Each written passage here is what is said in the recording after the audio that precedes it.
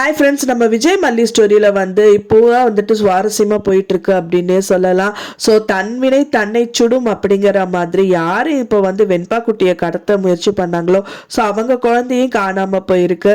So என்னதான் ஃப்ரெண்டே இல்லை அப்படின்னாலும் நீ என்னோட ஃப்ரெண்டு தான் அப்படிங்கிற மாதிரி கடவுளே கொண்டு வந்து ரெண்டு பேரையும் சேர்த்த மாதிரி இந்த நிலமையிலையா பார்க்கணும் அப்படிங்கிற மாதிரி பார்த்தீங்கன்னா மெயினாக அந்த லேடி கிட்ட இவங்க ரெண்டு பேருமே மாட்டிக்கிட்டாங்க அப்படிங்கிற மாதிரி தான் தெரியுது. ஏன்னா ப்ரோமோ கூட அப்படிதான் வந்திருக்கு.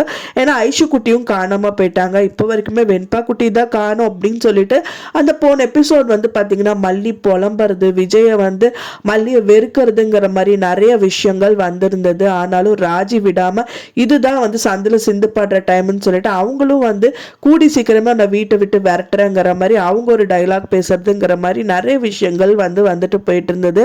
ஸோ மல்லி போன எபிசோடு பொறுத்த வரைக்கும் ரொம்பவே சித்திரவதை அனுபவிச்சுட்டாங்க. ஏன்னா வந்துட்டு தன்னோட குழந்தை வந்து என்னதான் வயிற்றுல சுமக்காட்டாலும் நான் நெஞ்சில சுமந்திருக்கேன்னு சொல்லிட்டு அடிக்கடி சொல்லுவாங்க.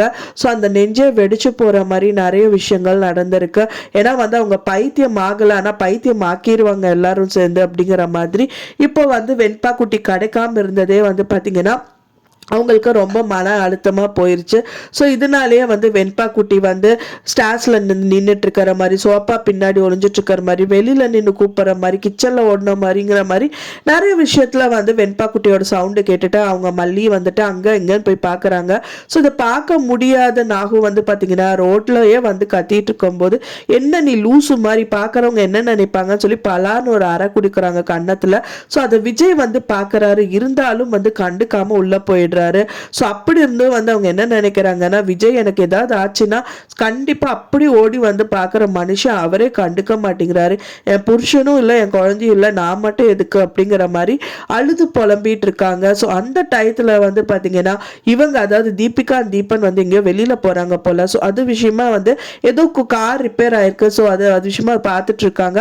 அந்த டயத்துல வந்து பார்த்தீங்கன்னா இந்த தீபிகா வந்துட்டு கார்க்குள்ள என்ட்ரி ஏதோ எடுக்கிறதுக்காக எடுக்கிறாங்க. அப்படி எடுக்கும் போது தான் வந்து அவங்க குழந்தை மிஸ் ஆனது பார்க்குறாங்க. எங்கே போன ஐஷு ஐஷுன்னு சொல்லி பேசிட்டு இருக்காங்க. ஸோ அதுக்கப்புறம் ரோட்டில் போகிறவங்க கிட்ட எல்லாம் ஃபோட்டோ கொடுத்து காமிச்சிட்டு இருக்காங்க தீபன்.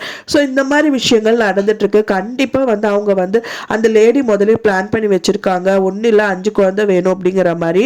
இப்போ வந்து அதில் வந்து 2வது குழந்தையாவது இப்போ வந்து நம்ம ஐஷுவை கடத்தியிருப்பாங்க அப்படிங்கிற மாதிரி தோணுது. ஏன்னா வந்து கண்டிப்பாக அது கடத்திட்டு போனாங்க அப்படின்னா வந்துட்டு இந்த வெண்பா குட்டி இருக்கிற இடத்துல தான் வந்து கொண்டு வந்து வைப்பாங்க.